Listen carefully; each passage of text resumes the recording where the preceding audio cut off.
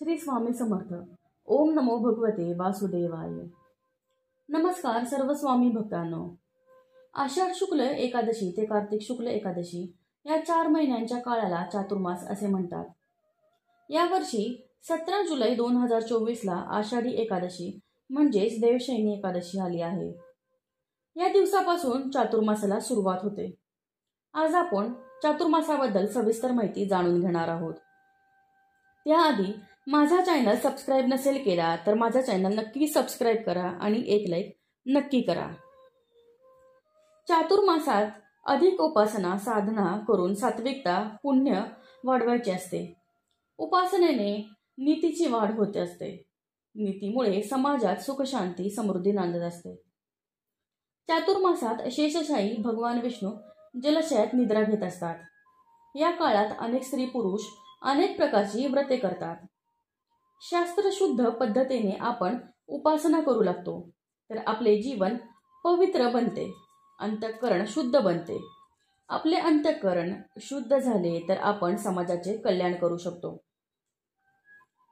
चातुर्मासामध्ये श्रीहरी विष्णू म्हणजेच भगवान विष्णू शेषशय्यावर बसून जलाशयात निद्रा घेत असतात. त्यांच्या दिव्य स्पर्शाने पृथ्वीवरील सर्व जलांमध्ये त्यांच्या तेजाचा अंश पसरतो व जल परमपवित्र बनते. म्हणून या काळात समुद्र, नदी, सरोवर, तलाव या ठिकाणी स्नान केले जाते. परमश्रद्धेने केलेल्या स्नानामुळे शरीर व मन पवित्र बनतात. मन पवित्र झाले की हातून पुण्यकार्य होऊ लागते.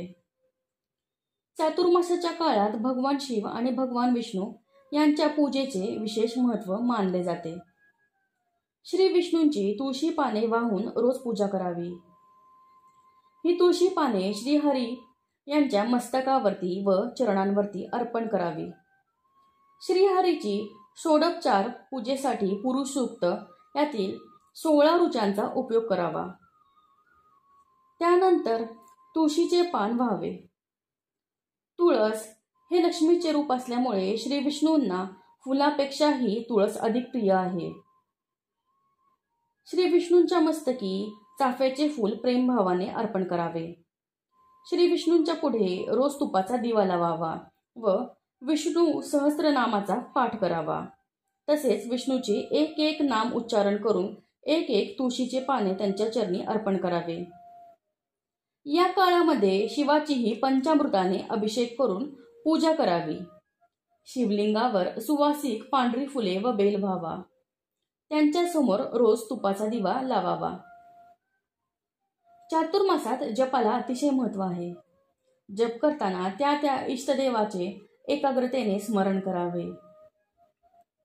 ज्या देवताचे आपण जप करतो त्याच्या तेजोवलयात आपण बसलो आहोत व दैवत आपल्यावर कृपा करून आपणास शुभ फळ आशीर्वाद देत आहे अशी श्रद्धा ठेवावी. जप करताना ताठ बसावे. जप मनातला मनात करावा. एकाग्रतेने व प्रेमाने जप करू लागलो की समोर तेजोवलय दिसू लागतो. श्रद्धाभावाने केलेल्या जपामुळे परमार्थाचे अनेक सूक्ष्म अनुभव प्राप्त होतात व अंतःकरणात आनंद प्राप्त होतो. चातुर्मासात दान धर्मांना सुद्धा विशेष महत्त्व आहे. या काळात अन्नदान करावे तसेच वस्त्रदान व संपत्तीदानही करावे. दान घेण्यात वाटणारे सुख हे क्षणिक आहे, परंतु दान देण्याचे सुख संवेदना आयुष्यभर प्राप्त होतात. दान ही धर्माची पूर्णता आहे. दान हा धर्माचा शृंगार आहे. जलाशयातील पाणी सतत वाहत राहिले तर ते शुद्ध राहते. त्याचप्रमाणे दानाचे प्रकार आहे.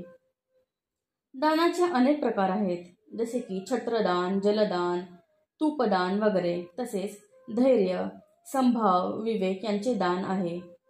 गरीब माणसालाही याचे दान करू शकतो. सात्विक आहाराबद्दल सगळ्यांनाच माहीत आहे. चातुर्मासात कांदा लसणाचा त्याग करावा. कांद्याच्या आत एक प्रकारची कोंब असते. त्याचे सेवन केले तर मन अधिकच चंचल बनते. चंचल मनात पापी विचार निर्माण होतात. कांदा लसूण पावसाळ्यात खाल्ल्यास अजीर्ण होते. देवाला कांदा लसणाचा नैवेद्य चालत नाही. धार्मिक विधी, व्रतवैकल्य यावेळी भोजनात कांदा, लसूण वापरला जात नाही. तसेच मसूर, वांगी, लोणचे, चिंच, घेवडा, पावटे, चवळी, मुळा इत्यादी वस्तू वर्ज्य कराव्यात. अभक्ष करू नये. मृत्यू पावलेल्या जनावरांचे कब्रस्थान म्हणजे माझे पोट नाही, माझे पोट म्हणजे मंदिर आहे, असे जगातील विचारवंत म्हणतात. शाकाहार हा सर्वश्रेष्ठ आहार आहे, असे जगातील शास्त्रज्ञ यांनी मान्य केले आहेत. शाकाहाराचे हजारो प्रकार आहेत, त्यांचे सेवन करावे. आयुष्य, बुद्धी, आरोग्य, सुख व प्रीतीचे वाढणारे आहे अशी श्रद्धा ठेवावी आणि मग तसे वागावे. खोटे बोलणे टाळावे. शास्त्रशुद्ध चातुर्मास्याचे महत्त्व म्हणजे पुरातन कालापासून अनेक लोक चातुर्मासात उपासना, साधना करत आले आहेत. त्यांनी आपली शारीरिक व मानसिक प्रगती साधून घेतली.